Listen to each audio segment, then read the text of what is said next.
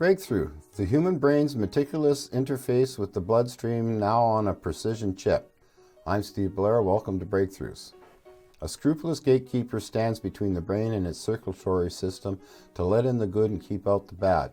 But this porter, called the blood-brain barrier, also blocks trial drugs to treat diseases like Alzheimer's and cancer from getting into the brain.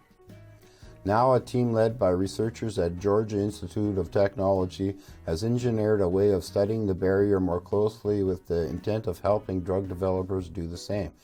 In a new study, the researchers cultured the human blood-brain barrier on a chip, recreating its physiology more realistic than predecessor chips. The new chip devised a healthy environment for the barrier's central component, a brain cell called an astrocyte, which is not a neuron, but which acts as neurons' intercessors with the circulatory system. Astrocytes are a particularly fussy partner, which makes them a great part of the gatekeeper system, but also challenging to culture into a physiologically accurate manner. The new chip catered to astrocytes' sensibilities by culturing in 3D instead of a flat manner or 2D.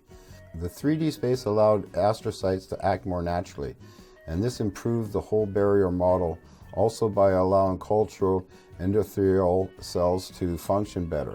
The new chip presented researchers with more healthy blood-brain barrier functions to observe than the previous barrier models. You need to be able to closely mimic a tissue on a chip in a healthy status and homeostasis. If we can't model a healthy state, we can't really model a disease either, because we have no accurate control to measure it against.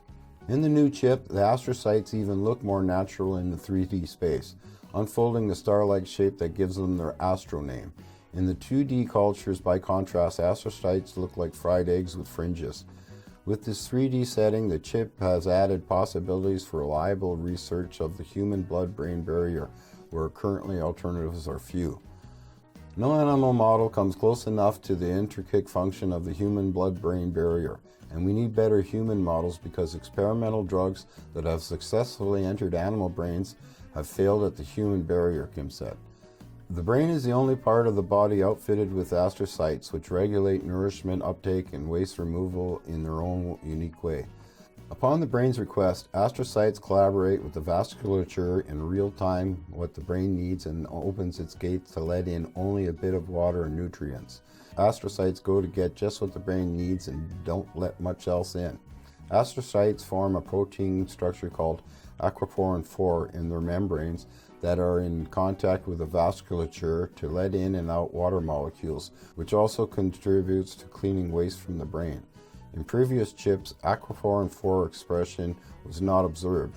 This chip was the first. This could be important in researching Alzheimer's disease because aquaporin 4 is important to cleaning broken down junk protein out of the brain. Astrocytes in 2D culture express significantly higher levels of LCN2 than those in 3D. When we cultured in 3D, it was only about 1/4 as much. The healthier state also made astrocytes better able to show an immune reaction. When we purposely confronted the astrocyte with pathological stress in the 3D culture, we get a clearer reaction. In 2D, the ground state was already less healthy, and then the reaction to pathological stresses did not come across so clearly. This difference could make the 3D culture very interesting for pathology studies. In testing related to drug delivery, nanoparticles move through the blood-brain barrier after engaging endothelial cell receptors, which cause these cells to engulf the particles, then transport them to what would be inside the human brain in a natural setting. This is part of how endothelial cells work better when connected to astrocytes cultured in 3D. When we inhibited the receptor, the majority of nanoparticles wouldn't make it in. That kind of test would not work in animal models because of the cross-species inaccuracies between animals and humans. This was an example of how this new chip can let you study the human blood-brain barrier for potential drug delivery the way you can't in animal models. Wow, that's cool. I'll leave a link in the description to the full article, and as usual, please like, share, subscribe, and take care.